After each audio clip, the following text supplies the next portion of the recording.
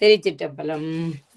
ஒளியான திருமேனி உமிழ்தானம் மிகமவும் களியார வரும் யானை களல் நாளும் மறவாமல் அழியாளும் மலர் தூவும் அடியார்கள் உளமான வெளியாகும் வலிதாய வினை கூட நினையாவே.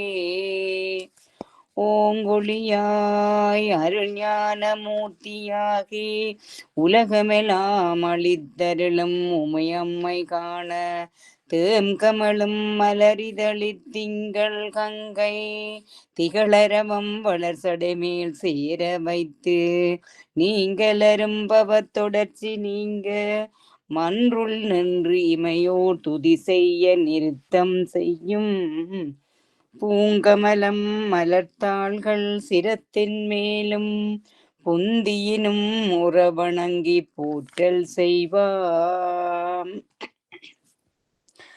பரந்த பராபரை ஆதி பரநதி இச்சை பரஞானம் கிரியை பரபோக ரூபம் தரும் கருணை உருவாகி விசுத்தா சுத்த தனுகரண புவன போகங்கள் தாங்க விரிந்த உபாதானங்கள் மேவியொன்றாய் விமலமதாய் ஐந்தொழிற்கும் வித்தாய் ஞாலத்து அரந்தை கட மணிமன்றுள் ஆடல் காணும் அன்னை அருட்பாதமலர் சென்னி வைப்பாம். திருச்சிதம்பரம். நாங்கள் இன்றைக்கு இந்த நெஞ்சுபடு தூதுகின்ற பகுதியில இதுவரையில கடைசியாக இறைவனுடைய இயல்புகளை கூறினவர் உமாபதி சிவாச்சாரியார் தன்னுடைய நெஞ்சை தன்னுடைய குருவாகிய மறைஞான சம்பந்தரிடம் தூது விடுகிறார். தூது விடும்போது அந்த நெஞ்சிடமே சொல்றார், தூதாக போற பொருளிடம் அல்லது நபரிடம் என்னத்தை கேட்டு வாழ்ந்து சொல்லி விடுவார்கள். அதே மாதிரி உமாபதி சிவாச்சாரியாரும் தன்னுடைய நெஞ்சையே தூதாக விடுகிறார். யாரிடம் விடுகிறார்? தன்னுடைய குருவாகிய மறைஞான சம்பந்தரிடம் விடுகிறார். அவர் குருவை ஒரு நபராகவோ அல்லது தன்னை போல ஒருவராகவோ அவர் எண்ணவில்லை, அவரை சாட்சாத் சிவபெருமானாகவே எண்ணுகின்றார். அப்ப சிவபெருமானிடம் போய் அவர் அணிந்திருக்கின்ற மாலையை கொன்ற மாலையை வாங்கி வாழ்ந்து சொல்லி தன்னுடைய நெஞ்சை தூதாக விடுகிறார். அதை பற்றித்தான் நாங்க இதுவரையில பார்த்துனாங்க. இதுவரையில நாங்கள் இறைவனை பற்றி எல்லாம் பார்த்து முன்னுக்கு ஆரம்பத்தில இருந்து அந்த என்ன மாதிரி ஸ்டார்ட் பண்றதுண்டு எல்லாம் நாங்கள் பார்த்து ஏன் நெஞ்ச தூதாக விடுகிறாருன்றதுக்கெல்லாம் காரணங்கள் பார்த்து இறைவனை பற்றி ஆன்மாவை பற்றி எல்லாம் பார்த்து கொண்டு வந்து இப்ப கடைசியாக இறைவனுடைய இயல்புகளை சொன்னவர். இறைவனுடைய இயல்புகள் என்று சொல்லிக்கல அவன் ஆதியாக வருவான், அமலனாக இருப்பான், நிமலனாக இருப்பான், குணவனாக இருப்பான். அதாவது சிந்தனையில இருப்பவருடைய மனத்துல குணவனாக இருப்பான். ஒளியன் அழியன், ஒளியன் அழியன் அளவன், நின்றான் நிறைந்தான், சென்றான் தெரியாதான், விரிசுடரான். இந்த இயல்புகள் எல்லாம் சொல்லி கொண்டு வந்த அவர் இப்ப என்ன சொல்றார்? நெஞ்சே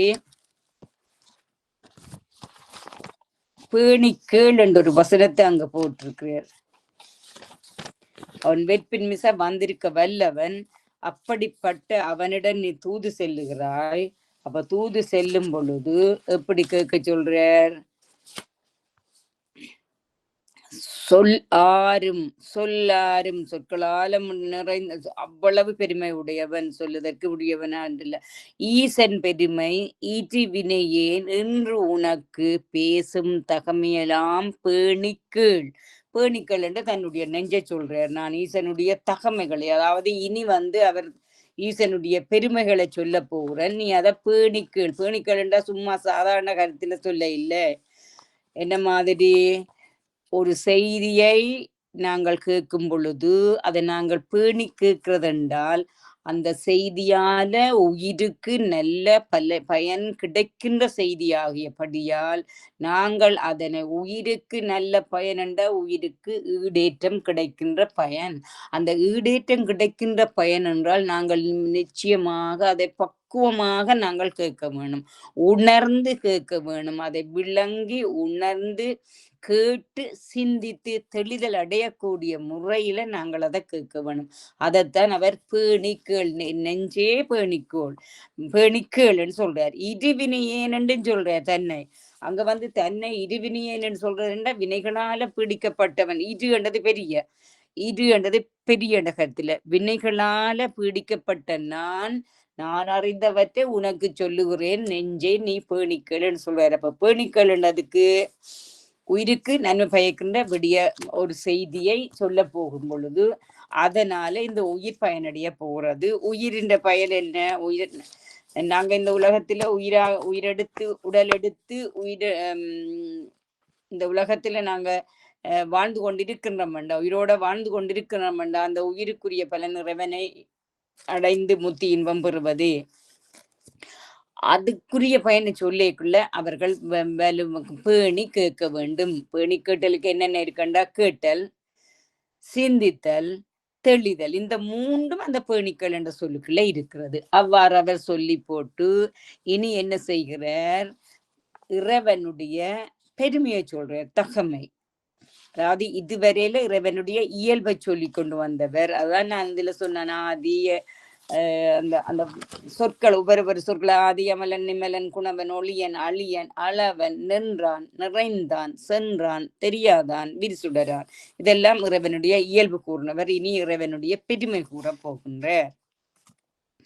பலவும் கடந்து பரிந்தருள் பாசம் பலவும் கடந்து, நான் அந்த 38வது கண்ணிலிருந்து நான் தொடங்குகிறேன். பாசம் பலவும் கடந்து பரிந்தரில் சேர் பண்பார் குலவி விளங்கும் குணக்குன்றோன். கொஞ்சத்தை வாசிச்சுட்டு கருத சொல்றேன். இலகவே செய்ய தரும செழுங்கிரியின் மீது இழிந்து வையம் பரவ மகிழ்ந்து எழுந்து அங்கு ஐயம் களவு பயம் காமம் கொலை கோபம் காதி என்ற நீக்கி அல்லது அழித்து அளவில் வினையெல்லாம் அழித்து இங்கு உளம் மகிழ தொம்மெனவே எங்கும் முழங்கி சுருதி பயில் செம்மை தரும் ஆகமங்கள் சேர்ந்து ஓடி மும்மலத்தின் காடடங்க வேர் பறித்து கல்வி கரை கடந்து அங்கு ஓடுபல் பூதத்து உணர்வழிந்து. இதுவரைக்கும் பார்த்துட்டு நாங்கள் பிறகு வாசிக்கலாம். இதுல இன்னும் ஒன்று நான் சொல்ல வேணும். இறைவனுடைய தகமைகளை அவன் சொல்லேக்குள்ள இறைவனுக்கு என்னென்ன விடயங்கள் இருக்கிறவனிடம் என்னென்ன விடயங்கள் இருக்கிறது. இது நாங்கள் மாணிக்கவாசகர்கிட்ட திரும்ப போறோம். மாணிக்கவாசகருடைய 19வது பாடம் திருத்தசாங்கம். இறைவனுக்கு என்னென்ன பொருட்கள் உடமையாக இருக்குன்றது. சரியோ? இதே மாதிரி ஒரு அதிகாரம் திருக்குறளும் இருக்கு. அரசனுக்கு இருக்க வேண்டிய விடயங்கள் 10 தசாங்கம் என்று சொல்லப்படும். நாடு, நகர், மலை, ஆறு, ஊர், அதுக்கிடையில ஒரு ஊர் என்றது வந்துடும், ஆறு, இப்படியான 10 விடயங்கள் அங்க திருக்குறள்ல திருவள்ளுவராலும் சொல்லப்படுகிறது, மாணிக்க வாசகராலும் சொல்லப்படுகிறது. அதையும் ஒருக்கா பார்த்துட்டு இந்த இதுக்கு வர்றேன்.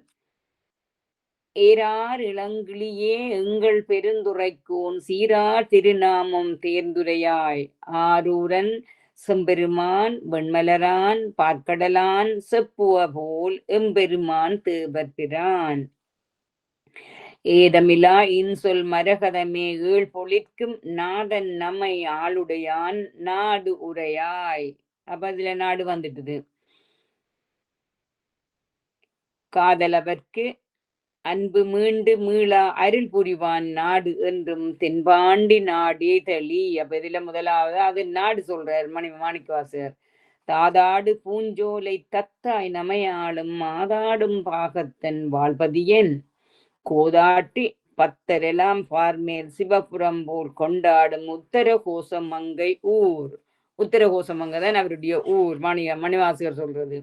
செய்யவாய் பஞ்சிறகின் செல்வி நம் சிந்தை சேர் ஐயன் பெருந்துரையான் ஆறு உரையாய். அடுத்ததார் தையலாய் வான் வந்த சிந்தை மலங்கழுவ வந்திழியும். வான் வந்த சிந்தை மலங்கழுவ வந்திழியும் ஆனந்தம் கான் உடையான் ஆறு. ஆனந்தம் என்கின்ற ஆறு அவன் உடையவன். அப்ப அந்த ஆறுன்ற பேர் என்ன? ஆனந்தம். இதுல ஆமா அடுத்த வருது மேல.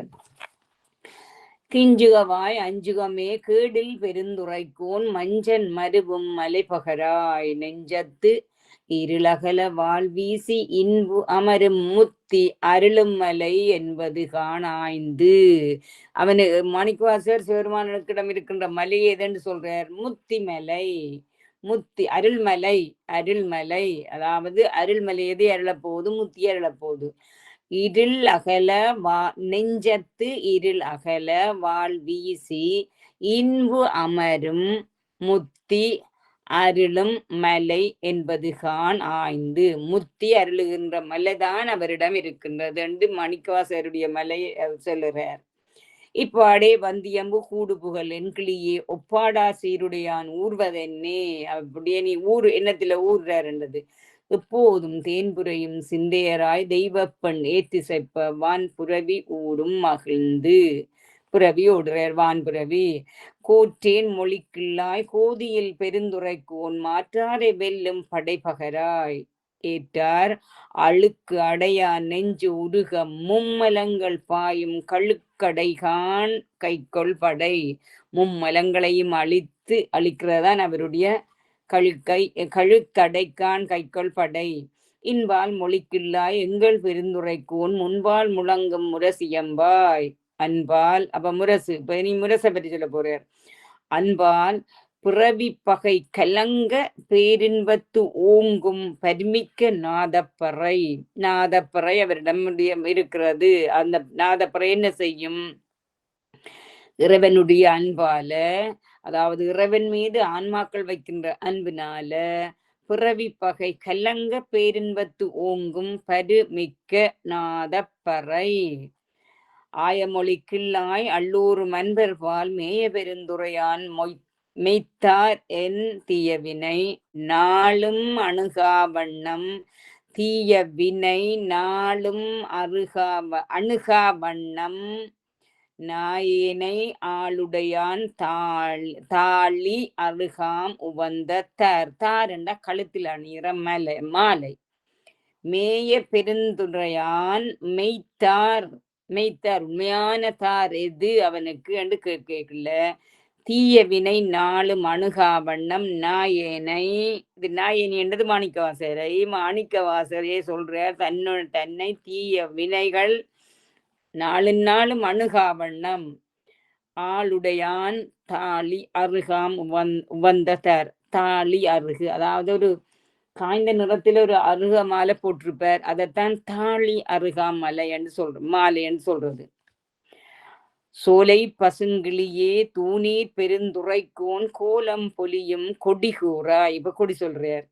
சாலவும் ஏதிலார் துணை என்ன ஏதிலார் துண்ணென்ன மேல் விளங்கி ஏற்காட்டும் கோதிலா ஏறுமாம் கொடி.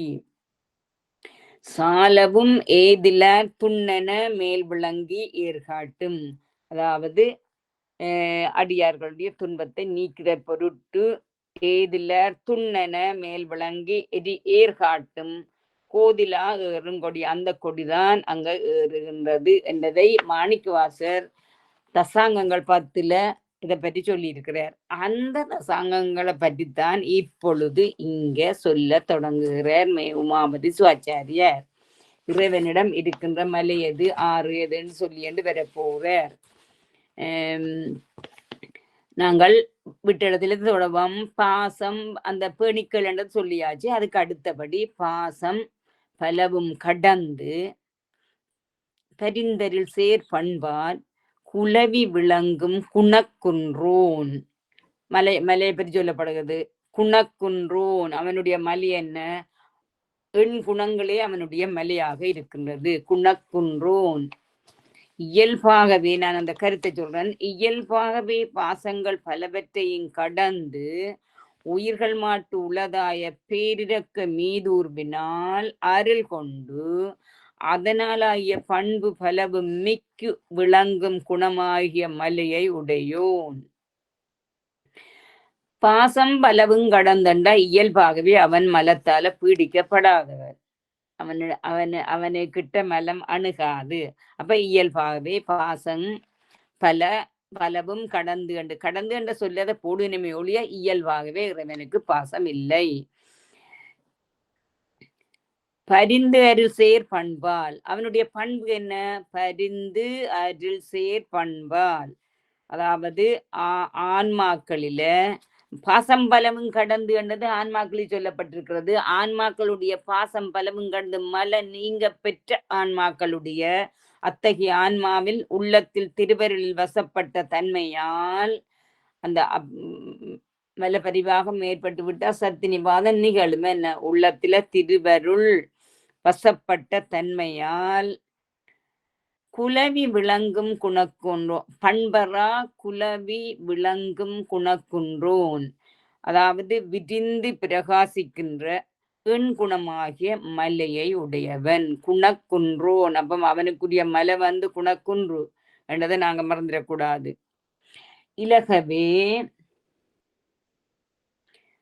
செய்ய தரும செழுங்கிரியின் மீது இழிந்து வையம் பரவ மகிழ்ந்து, இலகவே செய்ய தரும செழுங்கிரியின் மீது இழிந்து வையம் பரவ மகிழ்ந்து எழுந்து அங்கு. அந்த குணக்குன்று என்ற மலைக்கு இன்னும் ஒரு பேரையும் கொடுக்கிறார், அறக்குன்று. அறம்தான் அவனுடைய குணக்குன்றாக இருக்கின்றது. அறம்தான் அவனுடைய மலை. தரும செழுங்கிரி, அந்த மலைக்கு பேர் தரும செழுங்கிரி. தர்மம் என்ற அறம், அறம் நிறைந்திருக்கின்ற ஒரு செழுமையான கிரி என்ற கருத்துல வருகிறது. இலகவே விளங்கும்படியாக செவ்விய பேரறம் என்னும் செழுமையான மலை நின்றும் தரும செழுங்கிரி என்றதான் அந்த பாடல்ல சொல்லப்பட்ட பெயர். அதை நாங்க கொஞ்சம் மறக்க கூடாது. தரும செழுங்கிரி அவனுடைய மலை என்ற பேர் என்ன? தரும செழுங்கிரின்னு சொல்ல வேணும். அது பேரறம் என்னும் செழுமையான மலை நின்றும் இறங்கி உலகவர் போற்றி மகிழ்ந்து எழுச்சி கொண்டு, இலகவே செய்ய தரும செழுங்கிரியின் மீது இழிந்தண்டா கீழே வையம் பரவ மகிழ்ந்து. ஏன் கீழே வாரார்? குணக்குன்றோன் ஏன் மலையிலிருந்து தரும செழுங்கிரியிலிருந்து கீழே வர போறார்? வையம் பரவ, வையத்தை மகிழ்விக்க, உலகவர் போற்றி மகிழ்ந்து எழுச்சி கொண்டு. சரியோ? ஆன்மாக்கள் தூய்மை பெறவே, இல்லகவே என்று சொல்லிக்குள்ள ஆன்மாக்கள் தூய்மை பெறவே, விளங்கவே என்றாலே இறைவன் ஆன்மாக்கள்ல விளங்குகிறான் என்றால் ஆன்மாக்கள் தூய்மை பெற்று விட்டன. செய்ய தரும செழுங்கிரியின் மீதிலிருந்து மேன்மையான அவனது குணமாகிய தர்மம் என்கின்ற சிவ புண்ணியமாகிய வளம் மிக்க மலையிலிருந்து இறங்கி வையம், மலையில இருந்து இறங்குறது என்ன? மலையில இருந்து என்ன இறங்குறது? மலையின் பேர் சொல்லிட்டோம். இனி மலையில இருந்து ஆறு இறங்க போறது. நதிகளின் உற்பத்தி மலை உச்சி, என்ன மலை உச்சியில இருந்து ஆறு இறங்க போறது. உலகோர் போற்றி மகிழ, அதாவது வையம் பரவ மகிழ்ந்து எழுந்து அங்கு. இது பாடல்லையே இருக்குது. இதை நாங்க கொண்டு கூட்டி பார்த்தா வையம் மகிழ்ந்து பரவ எழுந்து அங்கு. சரியோ? சான்றோர் மகிழ்ந்து துதிக்கும்படி எழுந்து அங்கு. எழுந்து அங்குன்றது மலை உச்சியிலிருந்து புறப்பட்டு கீழே வர போறார். ஆறாக வரப்போறார். ஆற்றின் பேர் இன்னும் சொல்ல இல்லை, இன்னுத்தான் சொல்லுவார். சரியோ? இதுல என்னண்டா, இது ஒரு தொகுப்பாயும் சொல்ல போறேன். இவ்வளவு வரிக்கும் தொகுப்பு சொல்ல போறேன். இறைவனுடைய பெருமைகளை எல்லாம் சொல்கிறேன் நெஞ்சமே பேணிக்கேள் என்கிறார் உமாபதி சிவனார். பேணிக்கேள் என்றால் பேணுதல் தம் உயிர்க்கு நலம் செய்யும் செய்தி என்பதை உணர்ந்து போற்றி அதிலேயே நின்று கேட்டு தெளிவாயாக. தெளிந்தாத்தான் அந்த நெஞ்சம் போய் அவருடைய குருவிடம் என்னத்தை கேட்டு வர சொல்லி சொன்னதை சொல்லும். தூது அனுப்புறவர்கள் பிள்ளையாயும் சொல்லி போட்டு வந்துடலாம். ஆனபடியாத்தான் இவர் அந்த பண்ணி பண்ணி பண்டு நெஞ்சே வா வா வா வந்து நான் சொல்றத வடிவாக்கல்ன்னு கூப்பிடுறார்.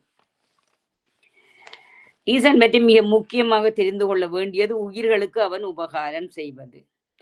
இழிந்து இதுல நாங்க படிச்ச நாங்கள் என்ன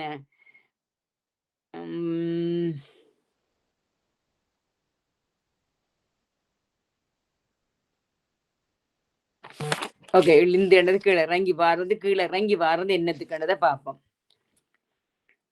உயிர்களுக்கு உபகாரம் செய்வது தான் அவனுக்குரிய வேலை. அவனுக்கு ஏதாவது தேவைப்பட்டு உபகாரம் செய்கிறானோ இல்ல. இப்ப நாங்கள் வேறு யாருக்கும் உதவுறோம், வேற யாருக்கும் உதவ வேண்டாம். நாங்கள் நினைக்கிறது அவர்கள் இப்ப ஏதாவது ஒன்று கேட்கிறார்கள், நாங்க அவர்களுக்கு உதவுவோம். பிற ஒரு நேரத்தில் எங்களுக்கும் அவர்கள் உதவுவார்கள் என்று நாங்கள் ஆக்களை பேணி வைக்கிறதுக்காக உதவி செய்கிறோம். அங்க செய்கிற உதவி என்ன, உபகாரம் என்ன, தனக்கு பிறகு தேவைப்படும் உண்டு. ஆனா இறைவனை பொறுத்தவரையில அவனுக்கு எதுவுமே தேவையில்லை. உயிர்களுக்கு அவன் உபகாரம் செய்கிறது அவனுக்கு எதுவும் தேவையில்லை. அவன் ஒரு பாசம் பலமும் கடந்தவன். இறைவன் இயல்பாகவே பாசங்களிலிருந்து நீங்கியவன். இறைவன் தனக்கு வேண்டியது எதுவும் இல்லாமல், காரணம் அவன் பாசம் கடந்தன், அவனுக்கு எதுவும் தேவையில்லை. அவன் உயிர்களுக்கெல்லாம் உதவி செய்வதற்கு காரணம் அவனுடைய அளப்பரிய கருணையினால் தான் உயிர்களுக்கு உபகாரம் செய்கின்றான். கருணையே வடிவானவன். பரிந்தரில் சேர் பண்பால், அந்த சொல்லிருக்குது அந்த பாடல்ல, பரிந்தரில் சேர் பண்பால்.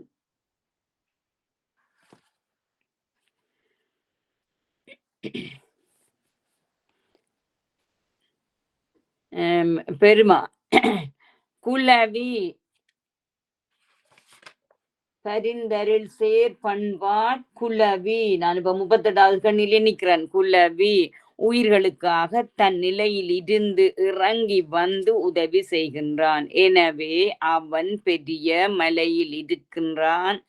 அவனுடைய தகைமைகளை கீழென்று சொல்லி அரசனுக்கு சொல்லுவது போல, பொதுவாக நாங்க அரசனுக்கு திருக்குறள் எல்லாம் சொல்லப்பட்டிருக்கிறது. அரசனுக்கு சொல்லுவது போல மலை ஆறு முதலிய திருத்தசாங்கங்களை கூற தொடங்குகின்றார். அப்ப திருவாசகம் 19ஆம் அதிகாரத்துல பார்த்து நாங்க இலகவே 39ஆம் கண்டு துவங்குறேன். இலகவே விளங்கவே செய்ய தருமச் செழுங்கிரி அறம் என்னும் மலை அவன் எண் குணக்குன்று. அவனுக்கு ஏது மலை? அவனுக்கு அறம் என்பது மலை. அறம் என்பதுதான் மலை. அவனுக்கு எது ஆறு? அறம் என்ற மலையிலிருந்து ஒரு ஆறு வருகிறது. அந்த ஆறு தொடங்கும் போதே சன்னமாக வெகு வேகமாக தொடங்குகிறது. இழிந்து கீழே இருந்து எனக்கு செழுங்கிரியின் மீது இழிந்து வையம் பரவ மகிழ்ந்தெழுந்து, அதாவது வெகு வேகமாக ஆறு எப்பவுமே ஊற்றில இருந்து, அந்த மலை உச்சியில இருந்து அருவி பாயைக்கு வேகமாக வரும். அறம் என்னும் மலையில் பிறந்து ஓடுமாறு அந்த ஆறனுடைய பெயர் ஆனந்தம்.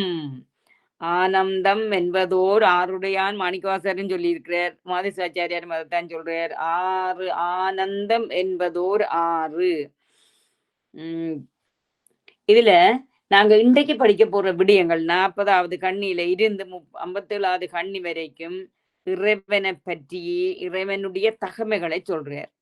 பெருமான் ஒரு குணக்குன்று, அவன் அறம் என்ற மலையில் இருக்கிறான். அந்த அறம் என்ற மலையில் தோன்றி அல்லது பிறந்து ஆனந்தம் என்ற ஆறு மிக சென்னமாக பாய்ந்து வருகிறது.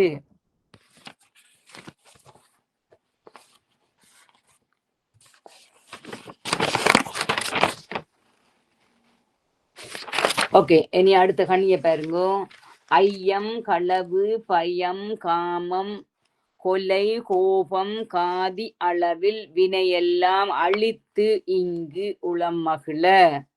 என்னென்னத்தை அழிக்கிறார்? ஆறு ஓடி வருகிறது. என்ன ஆறு ஓடி வருகிறத மறந்துடக்கூடாது. தரும செழுங்கிரி என்ற மலையில இருந்து, அறமாகிய மலையில இருந்து ஆனந்தம் என்ற ஆறு, இறைவனுடைய ஆறு, இறைவனுடைய மலை, அதைத்தான் நான் சொல்றேன். ஆறு ஓடிக்கொண்டு வருகிறது மேலே இருந்து வரைக்கு. அது என்ன முதல் எண்ணத்தை நீக்குகிறது அல்லது அழிக்கிறது அல்லது வீழ்த்துகிறது பார்க்கிறோம். களவு ஐயம், முதல் ஐயம், களவு, அச்சம், காமம், கொலை, சினம் ஆகியவற்றை வீழ்த்தி. இந்த 6 பகைகள் களவு இதுல சொல்லப்பட்ட அந்த தீய குணங்கள் 6 வந்து அறத்தால தான் அழிக்க முடியும். அன்பால அழிக்கவே முடியாது. சரியோ? அறத்தால மாத்திரம்தான் அதை அழிக்க முடியும். ஆனபடியா ஓடிக்கொண்டு வருகிற 6 முதல் அந்த தீய குணங்கள் அனைத்தையும் வீழ்த்துகிறது. சந்தேகம் ஐயமண்டா சந்தேகம், சந்தேகமண்டா விபரீதம். அதாவது அது ஐயம்ன்றது ஒற்றினாலும் எங்கட மனத்துல இருக்கப்படாது. அதோ இதோ அவரோ இவரோ அவர் இப்படி செய்தாரோ அப்படி செய்தாரோ ஒற்றினாலும் நாங்கள் அப்படி செய்யக்கூடாது. அது பொல்லாத பாவம் எங்களுக்கு தான் செய்யணும். அந்த மனதில இருந்து இந்த கெட்ட சில சிந்தைகளை நாங்கள் எங்களுடைய உள்ளத்துல இருந்து நாங்களாகவே நீக்க வேண்டும். களவு, பயம், கொலை, கோபம், காதி, களவையும் அச்சத்தையும் ஆசையையும் கொண்டு செய்யும் கொடுமையையும் கோபத்தையும் கொடுங்கொலியையும் கோபத்தையும் காதி காதி என்று சொல்லி 2-3 இடத்துல வருகிறது. அடித்து கொண்டு எது அடித்து கொண்டு வருது? ஆனந்தம் என்ற 6 அடித்து கொண்டு அளவில் வினையெல்லாம் அழித்து அளவில்லாத துன்பங்களை எல்லாம் தொலைத்து கொண்டு இங்கு உளம் மகிழ இப்பரிபக்குவத்தில் உள்ளோர் உளம் மகிழ்ச்சி அடையும்படி. எல்லாரும் இல்ல பரிபக்கத்துல இருக்கின்ற ஆன்மாக்கள் மகிழ்ச்சி அடையக்கூடிய முறையில இந்த ஆனந்தம் என்ற மலை, ஆனந்தம் என்ற ஆனந்தம் என்ற 6 தருமச்சிழுங்கிரி என்ற மலையிலிருந்து குணக்குன்றோன் என்றாலும் அவனுடைய எண் குணங்களும் அவனுடைய மலையாகத்தான் இருக்கிறது. அதுல இருந்து ஓடிக்கொண்டு வந்து முதல் அது என்னத்தை அழிச்சது? ஐயங்களவு, பயம், காமம், கொலை, கோபம், காதி இவ்வளத்தையும் அழித்து அதுக்கு பிறகு அளவில் வினையெல்லாம் அழித்து இங்கு அளவில் வினையெல்லாம் வினைகளை அழிக்க வேண்டிய பக்குவத்தில் இருக்கின்ற ஆன்மாக்களுக்கு அவர்களுக்கு தான் இதுகள் எல்லாம் கிடைக்கும். இப்பரிபக்குவத்தில் இங்கு உளம் மகிழ இங்கு அண்ட பரிபக்குவமாக இருக்கின்ற ஆன்மாக்களுடைய உள்ளம் மகிழ்ச்சி அடையும்படி தொம்மெனவே எங்கும் முழங்கி சுருதி பயில் செம்மை தரும் ஆகமங்கள் சேர்ந்தோடி தொம் மேல இருந்து 6 ஓடிக்கொண்டு வருகிறது. சில இடங்கள்ல கொஞ்சம் உயரமான இடத்துல இருந்து பள்ளமான உளத்துக்கு அருவி பாய வேணும். அந்த நேரம் நீங்க நீங்க உங்க இந்தியாவில் இருக்கிறார்களுக்கு தானே நிறைய ஆறுகள் இருக்கு. குற்றால தருவியில போயிருந்தாலும் மேல இருந்து வந்து தும்மன்று விழுகிற இடங்கள் இருக்குது. அப்படி பல இடங்கள்ல நீங்கள் அந்த தீர்த்தக்கரைகள்ல எல்லாம் போய் பார்த்திருப்பீங்க. அந்த மாதிரி தொம்மெனவே எங்கும் முழங்கி சுருதி பயில் செம்மை தரும் ஆகமங்கள் சேர்ந்தோடி. அந்த அருவியோட என்னென்ன சுருதி வேதம் ஓடுது, ஆகமங்கள் எல்லாம் சேர்ந்து ஓடிக்கொள்ளுகின்றது. தொம்மெனும் ஓங்காரி ஒலியை எழுப்பி வேத நெறியில் வலித்தாக விளங்குவதும் உயிர்க்கு அருள் அறத்தை வழங்குவதுமாய ஆகமங்கள் என்னும் வழிகளில ஓடி இந்த வழிகளால ஓடிக்கொண்டு வருகிறது அந்த ஆனந்தம் என்னும் 6. எங்கும் தொம்மெனவே முழங்கியண்டைக்கு எல்லா பக்கங்களிலும் ஓங்காரோலி அந்த தொம் தொம் தொம்மண்டு கேட்கும் பெரிய சத்தமா விளைக்க. உண்மையில நீங்க தொம் தொம் தொம் தொம் தொம் தொம் தொம்மண்டு சொல்லி கொண்டு போய்க்க ஓங்கார பிரணவ ஒலிதான் அங்களுக்கு கேட்கும். அப்ப அந்த 6 விழுகிற இதுவே பிரணவ ஒலியாக விழுகிறது. எல்லா பக்கங்களிலும் ஓங்கார ஒலியான ஓம் என்று சப்தித்து கொண்டு சுருதி செம்ம பயில் தரும் ஆகமங்கள் சேர்ந்தோடி சிவம் பிரகாசிக்கின்ற சிவாகமம் என்னும் ஞான நூல்களான 28 ஆகமங்களையும் இயைந்து பாய்ந்தும். இதுக்கு ஒரு தொகுப்பு விளக்கு சொல்ல போறேன். ஆனந்தம் எனும் 6 ஓடும் தடம் எவ்வு என பார்ப்போம். ஆனந்தம் என்ற 6 மலை உச்சியில இருந்து வருகிறது. எந்த மலை உச்சியில? தர்மச்செழுங்கிரி, குணக்குன்று ரெண்டும் ஒரே மலைக்கு தான் பேர். அதுல இருந்து ஆனந்தம் என்ற ஆற்றின் பேர் ஆனந்தம். இப்ப நீங்க எத்தனையோ ஆறுகள் பார்த்துருப்பீங்க. கங்கை ஆறு காசியில ஓடுது, யமுனி ஓடுது, சரஸ்வதி ஓடுது, திரிவேணி சங்கம் ஒன்று 3 ஒண்டா சேர்ந்து ஓடுது எல்லாம் ஆறுகள் பேர் பார்த்திருப்பீங்க. இங்க ஒரு புது பேர் பார்க்குறீங்க. ஆனந்தம் என்ற 6 ஓடும் தடம் அவு என பார்ப்போம். ஆனந்தம் என்ற 6 பிறந்தது தர்மச்சிலுங்கிரியிலிருந்து புறப்பட்டு வைய மகிழ பொதுவாக ஆறு ஓடும் பகுதியில் உள்ளவர்கள் வாழ்ந்திருப்பார்கள். பாருங்க, ஆறு ஓடைக்குள்ள இப்ப கங்கை ஆறு ஓடுதுண்டா அந்த கங்கை ஆற்று பக்கத்துல உள்ளவர்கள் அந்த அந்த ஆற்றின் பயணப்பெறுவார்கள்.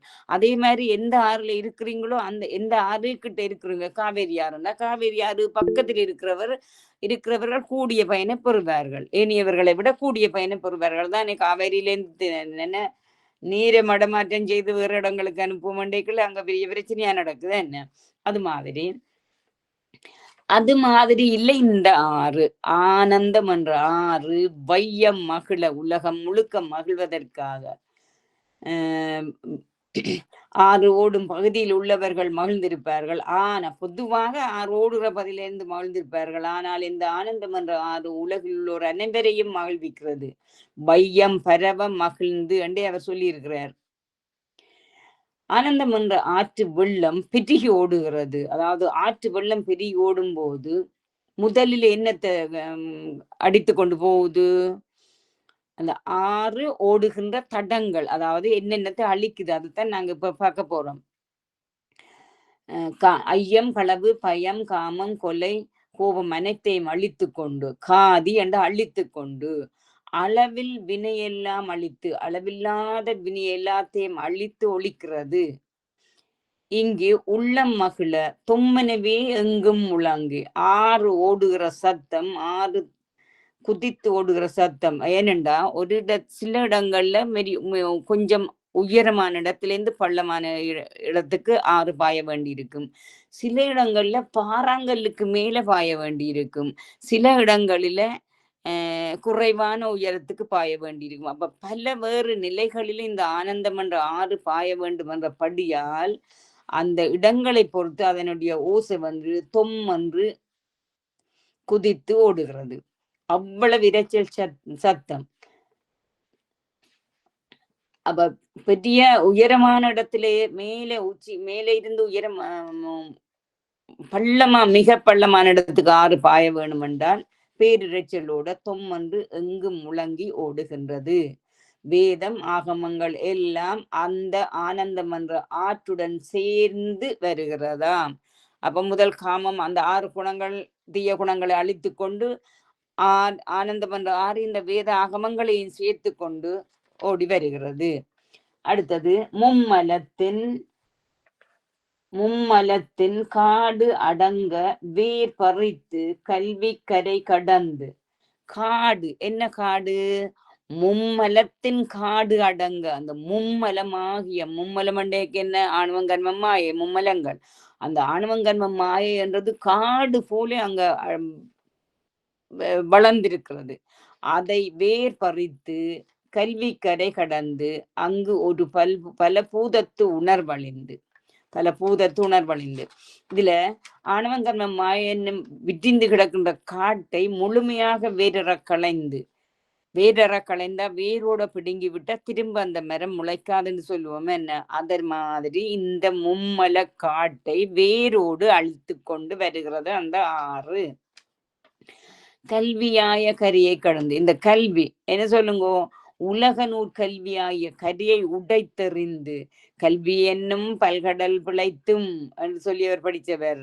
மற்றது கல்வி கரையில கற்பவர் நாட்சில, மற்றது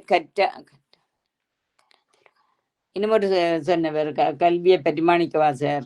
அப்படி அந்த கல்வி, உலகியல் கல்வி ஆன்மாக்களுக்கு உலகியல் கல்வி, இறை சிந்தையில போகின்ற ஆன்மாக்களுக்கு உலகியல் கல்வி உதவவே உதவாது. அது மறந்தும் போடுவோம், உலகியல் கல்வியால மறந்தும் போடுவோம். எங்களுக்கு இந்த இறை அருளை பெறுவதற்கு அது உதவ மாட்டாது என்றதைத்தான் நீங்க சொல்றார்.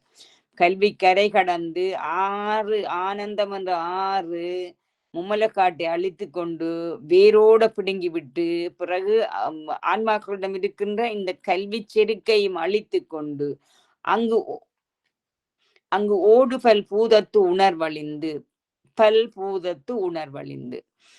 அக்கல்வி பற்றி வருகின்ற பஞ்சபூதங்களின் குண வியாபாரங்களை போக்கி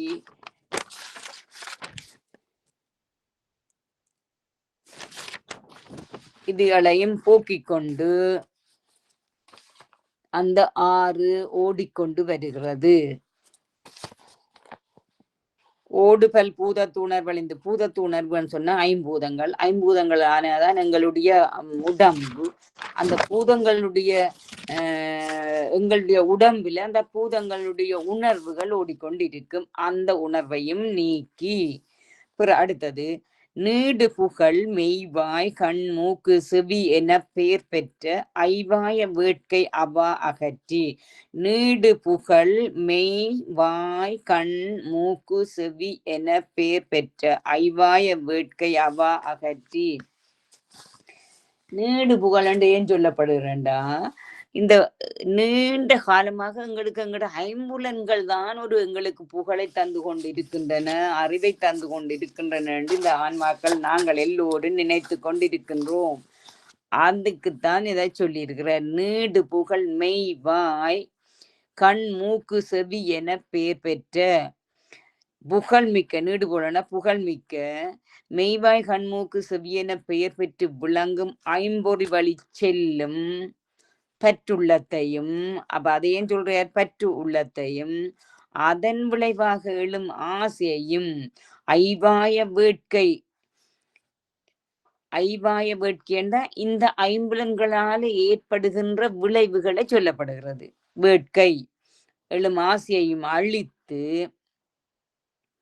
நையும் இயல் நைதல் நாளும் நலிவு கொள்ளும் இயல்பினை உடைய அந்த ஐம்புலன்களுடைய பயன். ஐம்புலன்களுடைய பயன் என்றைக்குள்ள என்ன சொல்லலாம்? சரி, நான் சொல்றேன். என்ன சொல் கால் கை கருவாய் எரிவாய் ஆகிய தொழிற்பொறிகளின் செயலையும் அழித்து பெற்று வெள்ளமாய் நிறைந்தோடி நீக்குதற்கரிய. இதுல நீடு புகழண்டைக்க மிக்க புகழுடைய மெய்வாய் கண் மூக்கு செவி என்ற பெயருடைய ஞானேந்திரியங்கள், ஐவாய் என்ற ஐந்தின் வழிகளாலும் வருகின்ற வேட்கை அவா, வருகின்ற வேட்கை அவான்னு சொல்லிக்க பற்றையும் ஆசையையும் அகற்றி போக்கியும் நையும் இயல் சோடும் இயல்புடைய அல்லாட்டி நலியும் இயல்புடைய வாக்கு பாதம் பாணி பாயு பத்தம் முதலிய கண்மேந்திரியங்களும் பலவும் நீக்கி அவற்றின் வியாபாரங்களும் ஆகிய எல்லாவற்றையும் தொலைத்தும் நல்லோர்க்கு செறிந்தும், நல்லோர்க்கு தான் நாங்க இதெல்லாம் தொலைக்குது, செறிந்து பயன்படுமாறு நிறைந்தோட நிரம்பி பாய்ந்தும்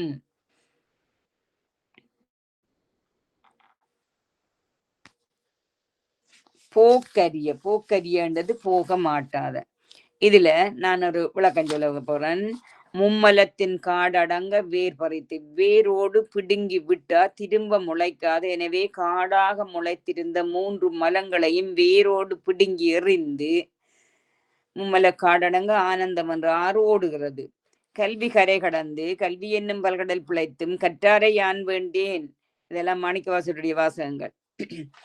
இவையாவும் உலக கல்வி. உலக கல்வி பயனற்றது. இந்த கல்வி ஆற்று வெள்ளத்தினால கரை எங்கிருக்கிறது என்றே தெரியாமல் கரை கடந்து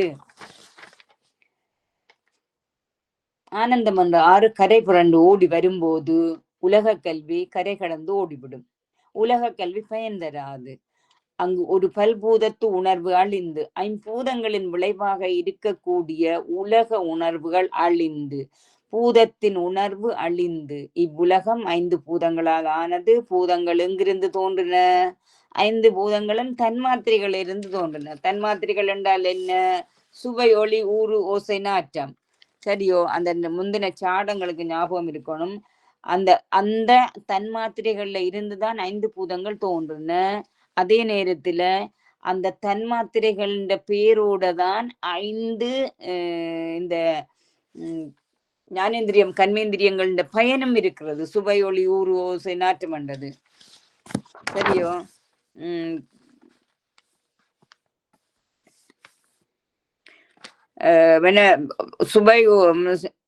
சுவையொளி ஊறு ஓசை நாட்டம் என்றது தன்மாத்திரைகளாக வருகிறது. அதே நேரத்துல ஞானேந்திரியங்களுடைய செயல்பாடுகளாக வருகிறது. அதைத்தான் அதில் சொல்லப்படுகிறார். ஞானேந்திரியங்கள் கண்மேந்திரியங்களும் அடிபட்டு போகின்றன.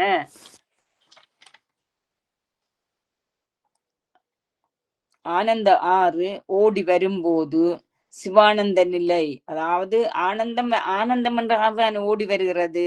அப்ப இங்க இந்த ஐம்புலன் ஆசைகள் ஐவாய வேட்கள் எதுவுமே அங்க இருக்க மாட்டுது. ஆனந்தம் என்ற ஆறு ஓடி வரைக்குள்ள எல்லாமே அடிபட்டு போகின்றன.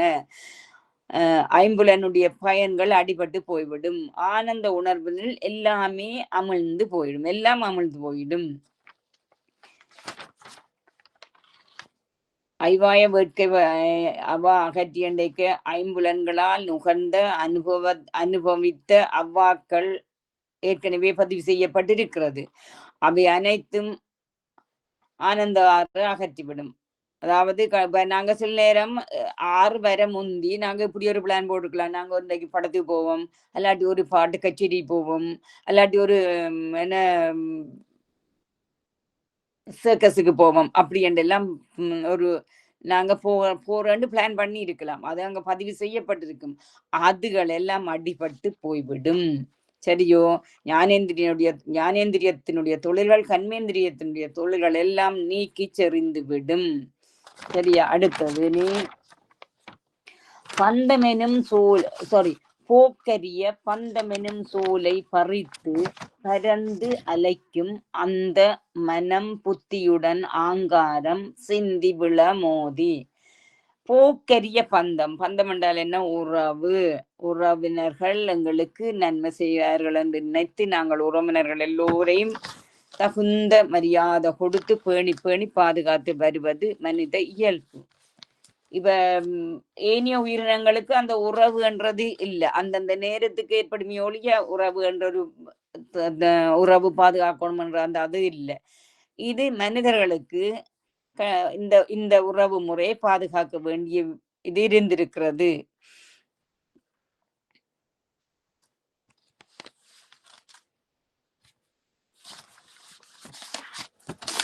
அந்த வகையில பந்தமெனும் சோலை, சங்கற்ப விகற்பங்களாகிய பந்தமெனும் காட்டை, வினைகள் பெருகும் காட்டை பறித்து களைந்தெறிந்து பந்தமெனும் சோலை பறித்து பறந்து அலைக்கும் பல இடங்களிலும் இழுத்தடிக்கின்ற அந்த மனம் புத்தியாங்காரம். பாருங்க, உறவு சொன்ன பிறகுதான் அந்த கணம் சொல்றார்.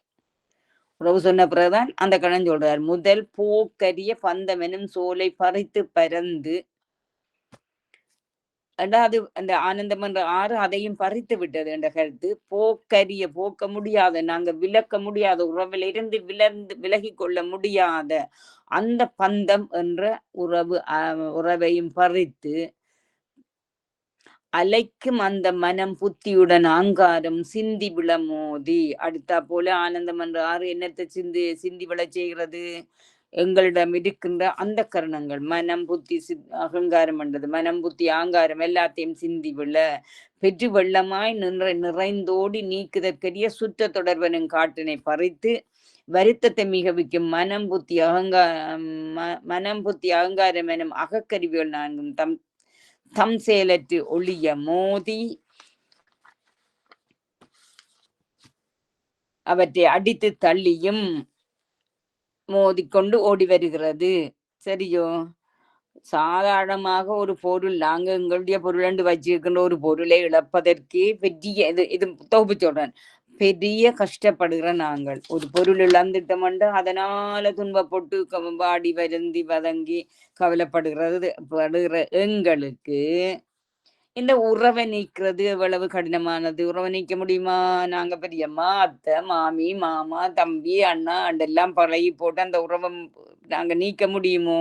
நீக்கவே இயலாது. அது மிக மிக கடுமையானது. ஆகையால் தான் போக்கரிய பந்தம், போக்கரிய பந்தம் என்ற சொல்லி ஏன் சொன்னவர்? இந்த உறவை நாங்கள் லேசில நிற்க முடியாது என்றதுக்கு என்றார்.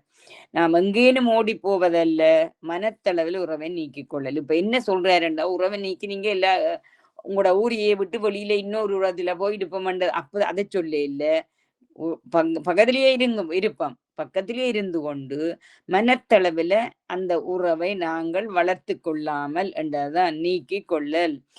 சொல்லுதல் யாருக்கும் எளிய அறியவாம், சொல்லிய வண்ணம் செயலண்டு அங்க குரல்லையே சொல்லப்பட்டிருக்கிறது. இது வாயால சொல்லலாம், ஆனா அந்த காரியத்தை செய்ய போகைக்குள்ள அது மிகவும் கஷ்டமானது என்றதை இங்க சொல்லுகிற. ஆனந்தத்தை அடைய விரும்பும் ஆன்மாக்கள் பந்தத்தை நீக்க வேண்டும். பற்றை ஆசையை நீக்க வேண்டும். உறவு பந்தம் வரும்போது சோலையாகத்தான் வரும். ஒரு ஒற்று மரமா இல்ல, பல பல சோலையாக, சோலையாண்டா நிறைய மரங்கள் இருக்கிற இடம், சோலையாகத்தான் வரும். இந்த பந்தம் நீங்கினால் அதுக்கு பிறகுதான் அவர் அந்த கரணம் நீக்கிறதுக்கு முயற்சிக்கிறார். அந்த கரணம் நீக்க முடியும். அதனால்தான் அந்த பந்தத்தின் பிறகு அந்த கரணத்தை சொல்லி இருக்கின்றார். மோதி அருள் நீர்மை ஓங்கி, இனி அடுத்த கணிக்கு போறேன். அருள் நீர்மை ஓங்கி விரல் முக்குணமும் காதி ரோமமெல்லாம் கைகலந்து சீத புனகம் அரும்ப புலன் மயக்கம் போக்கி. இந்த உறவு நீக்காச்சு, அந்த கரணங்களை நீக்கன்னு வாரம், நீக்கியாச்சுன்னு சொல்லிக்கல, நாங்க அதில் பற்றில்லாம வாரம். நீக்கினாண்டு ஒரேடியா வெளியில தூக்கி எறிஞ்சதண்டதல்ல, நாங்கள் எங்களுடைய பற்றை, உறவுகள் மேல வைக்கிற பற்றை, அந்த கரணமாகிய மனம் புத்தி அங்காரம் அதில் வைக்கின்ற பற்றை நீக்கி கொண்டு குறைத்து கொண்டு வாரோம். அப்படி வரைக்குள்ள அருள் தன்மை பெற்று ஓங்கி, அங்க முதலே சொன்னது மலபரிபாவம் என்ன திருவருள் பதிய தொடங்கி விட்டுதண்டு. அந்த நிலையில உள்ள ஆன்மாக்களை பற்றி சொல்லப்படுகிறது. அருள் நீர்மை ஓங்கி விரல் முக்குணம் காதி. பாருங்க, முக்குணத்துக்கு விரல் போட்டிருக்கிறார். அருள் தன்மை பெற்று ஓங்கி தமக்குள் ஒவ்வொன்றும் மேல் ஓங்கி நிற்கும் முக்குணங்களையும் அழித்து மயிர் கூச்சறியுமாறு விதிர்விரு பெய்தி இன்பக் கண்ணீர் அரும்ப ஐம்புல மயக்கத்தை நீக்கி. அப்ப இதுல அந்த மாணிக்கவாசகர் பண்ணாரே, மிகான் அரும்பி விதிர் விதிர்த்தன் விரையார்களுக்கு அந்த இது வருகிறது.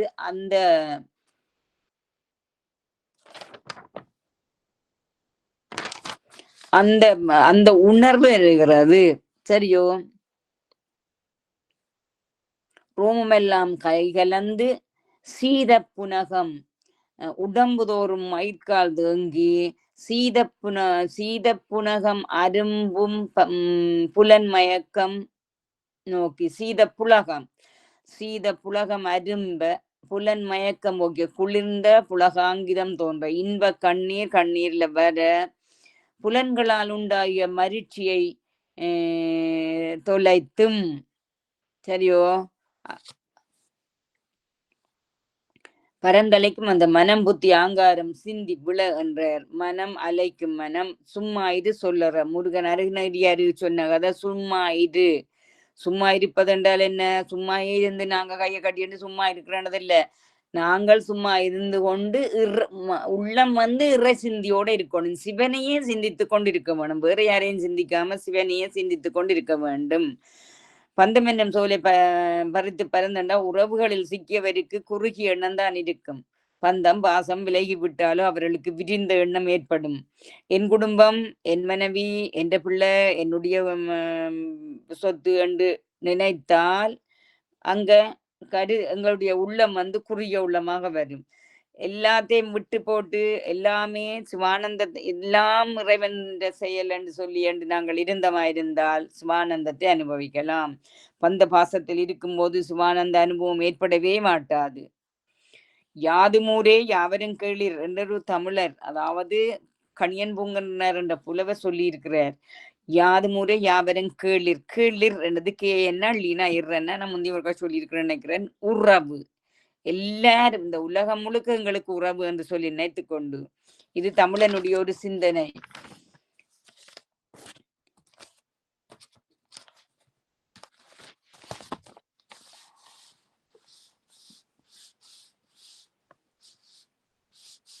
ஏனென்றால் நம்ம அத்தனை பிறவி பிறந்திருக்கோம், அதனால எல்லாரும் உறவினர்கள். நிறைய பிறவி எடுத்திருக்கோம், எல்லாரும் அதனால உறவினர்கள் அப்படின்னு சொல்றாங்க. அப்படின்னு சொல்லலாம், இல்லையன்றதா இல்ல. எங்க போனாலும் எங்களுடைய எந்த நாட்டுக்கு போனாலும் அந்த மக்களோட சந்தோஷமாக நாங்க பழக வேண்டும் என்ற கருத்திலையும் வருகிறது. யாதுமூரே யாவரும் கேளிரண்டேக்குள்ள எல்லாரும் எங்களுடைய உறவுன்னு நினைத்து கொண்டோம்னா எங்கள்ல அந்த காழ்ப்புணர்ச்சி வராது. கோபம், அப்படியான பொறாமை, அப்படியான உணர்வு வராது என்றதுதான் அதுல சொல்லப்பட்டிருக்கிறது.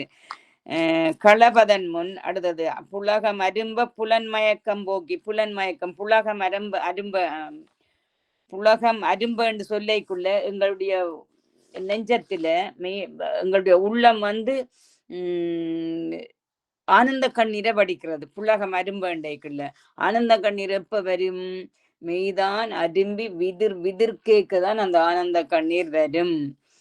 விளைவில் புலன் மூட்ட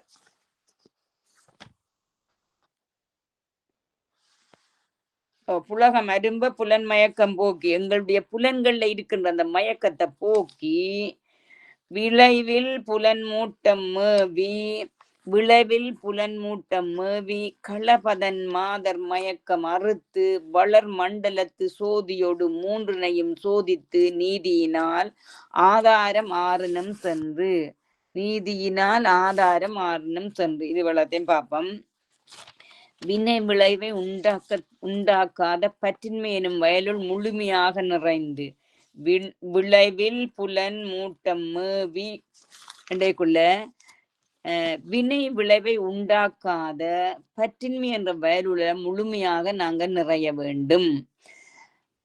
களபதன் மாதர் மயக்கம் அறுத்து, களபதன் என்ற வாசன திரவியங்களை பூசப்பெற்ற, சந்தனம் பூசப்பெற்ற மார்பனையோடைய பெண்களின் இன்ப வழி செல்லும் மயக்கத்தை அறுத்து, இந்த ஆனந்தம் என்ற ஆறு எல்லாத்தையும் அறுத்து கொண்டு வருகிறது.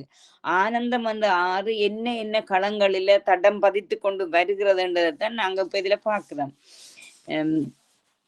பற்றின்மையை அறுத்து சந்தனம் பூசப்பெற்ற மார்பனையோடைய பெண்களின் இன்ப வழி செல்லும் மயக்கத்தை மறுத்து, இது உண்மையில இந்த எல்லாத்தையும் மறுத்தாலும் இந்த ஆசையை அறுக்க முடியாத நிலையில எத்தனையோ பேர் இருக்கிறார்கள். சரியோ, அதனையும் அறுத்து கொண்டு இந்த ஆனந்தம் என்ற ஆறு ஓடி வருகிறது. பிறகு வளர் மண்டலத்து சோதியரும் மூன்றினையும் சோதித்து, வளர் மண்டலத்து என்று சொல்லிக்குள்ள எங்களுடைய உடம்பிலேயே சூரிய மண்டலம், அக்னி மண்டலம், சந்திர மண்டலம், 3 மண்டலங்களும் இருக்குது. சரியோ, சூரிய மண்டலம் மூலாதாரத்துல இருக்கிறது. அக்னி மண்டலம் மணிபூரத்துல இருக்கிறது. மணிபூரத்தில்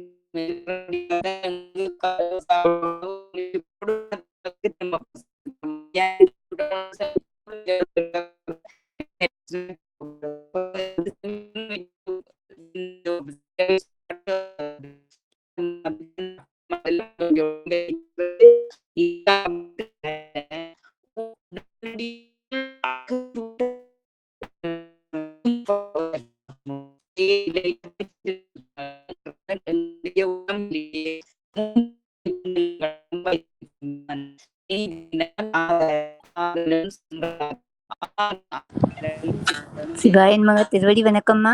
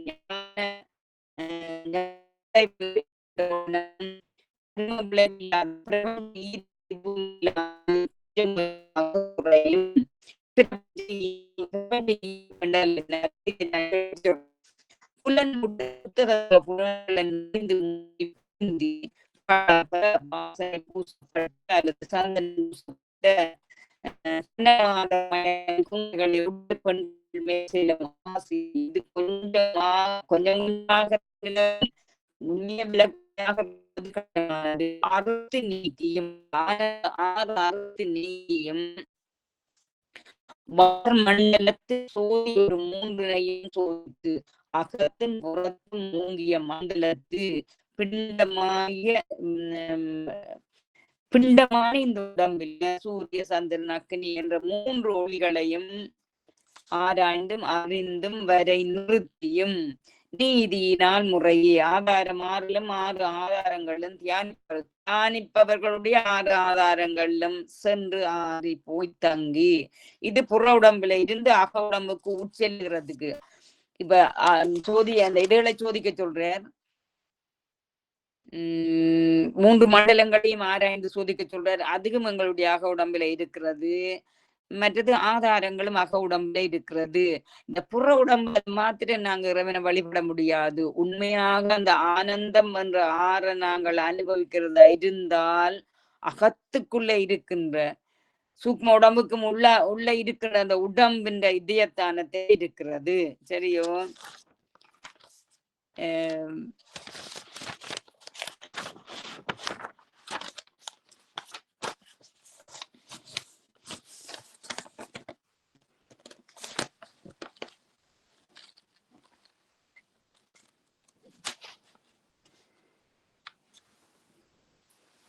பிரபஞ்ச ஈர்ப்பு பிரபஞ்சத்தின் மீது உள்ள ஆசையை குறைத்து விட வேணும். அதுல இருந்து விலக வேணும். உலக இன்பம் அற்பமாகிவிடும். ஆனா புலன் மயக்கம் என்றா பிரபஞ்ச மயக்கம். பிரபஞ்ச மயக்கம் என்றைக்குள்ள அந்த பிரபஞ்ச ஈர்ப்பு என்று சொல்லிக்குள்ள நாங்க பிரபஞ்சத்திலேயே வாழ்றோம். வாழ்ந்து கொண்டே பிரபஞ்சத்துல பற்றி இல்லாம இருக்க வேணும். சரியோ? சிந்தி அளவுல விருப்ப அளவுல இச்சை இல்லாமல் நீத்தரன் தொடர்பின் நெறி நின்றார். அதாவது சுந்தரர் இந்த ஒரு உலகத்துல வாழ்ந்தவர். அவருக்கு கதையில ரெண்டு மனைவர். ஒரு மனைவியை திருமணம் செய்தார். பிறகு அவ ஒரு இந்த இடத்தை தாண்டி போகக்கூடாதுன்னு சொல்ல கொஞ்ச காலம் செல்ல அவரால் இருக்க முடியல. அவர் திருவாரூருக்கு போயிட்டார். திருவாரூருக்கு போன உடனே என்ன நடந்தது? அவனுடைய இடத்தை விட்டு தாண்டி விட்டார் என்ற உடனே அவருக்கு கண் மறைக்கப்பட்டது. கண் மறைக்கப்பட்ட பிறகும் அவர் என்ன செய்தார்? அதுக்கு பிறகும் தூது விட செய்தார். இவை எல்லாத்தையும் அவர் செய்தாரே ஒழிய அவருடைய உண்மையான உள்ளத்துல இந்த பற்றுகள் எதுவுமே இருக்கவில்லை. இந்த பிரபஞ்சத்துல வாழ்ந்து கொண்டிருந்திருக்கிறார். இந்த 2 மனைவி மாதிரி இருக்கிறோம் என்று சொல்லி கதைகள் எல்லாம் இருக்குது. எல்லாரும் இருந்த ஒரு கதை. ஆனாலும் அவர் அதிலேயே ஈடுபட்டு இருக்கவில்லை. இருந்ததன்றது உண்மை. அந்த கதை வழியில புராணம் சொல்ற கதையின்படி உண்மை. ஆனால் அவர் பறவையார்லையோ அல்ல சங்கிலியார்லையோ விருப்பப்பட்டு அவர்களோடியே சேர்ந்து வாழ வேணும் என்ற நிலையில தன்னுடைய மனத்தை வச்சிருக்க இல்லை. அதுதான் பிரபஞ்ச மயக்கம்னு சொல்றது. பிரபஞ்ச மயக்கம்னு சொல்லிக்குள்ள இந்த பிரபஞ்சத்துல வாழ்ந்து கொண்டிருக்கிறோம். ஆனா நாங்க அந்த பிரபஞ்சத்துல உள்ள செயல்கள் எல்லாவற்றிலும் நாட்டம் காட்டாமல் இருக்கின்றது, அனுபவிப்பது இல்லை.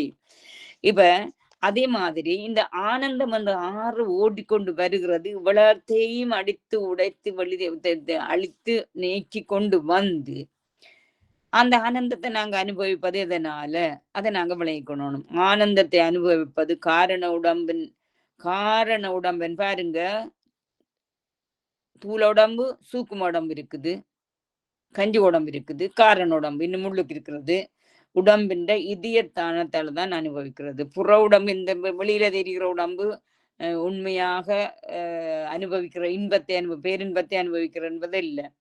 ஆனந்தம் புற உடம்பால் அனுபவிப்பது அல்ல, அது உயிரால அனுபவிக்கப்படுகிறது.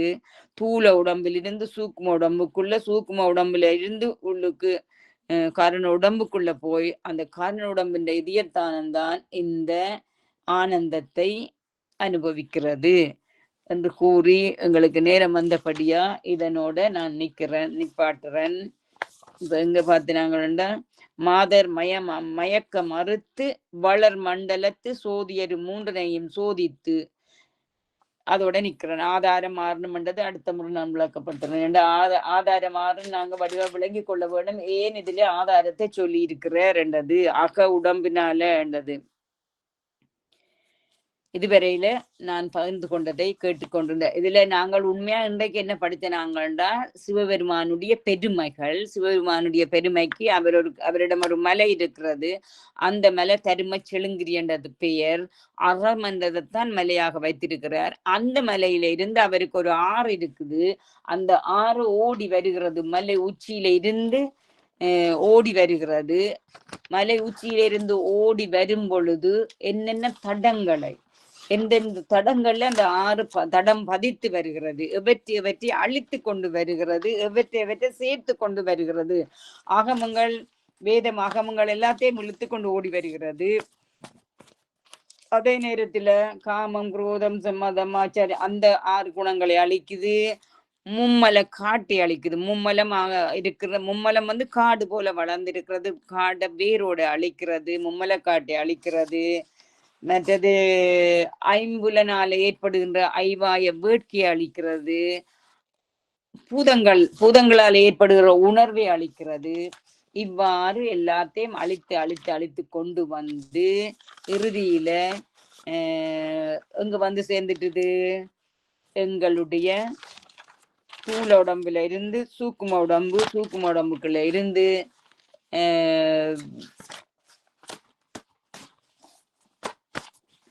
கர்ணோடம்பினுடைய உள்பகுதி, இதய பகுதி தான் இந்த ஆனந்தத்தை அனுபவிக்கும் என்ற சொல்லில இருந்து இனி நாங்கள் அந்த 3 மண்டலங்கள், அக்கினி, சூரியன், சந்திர மண்டலங்கள் எங்களுடைய உடம்புல இருக்கிறது. அவற்றை ஆராய்ந்து சோதித்து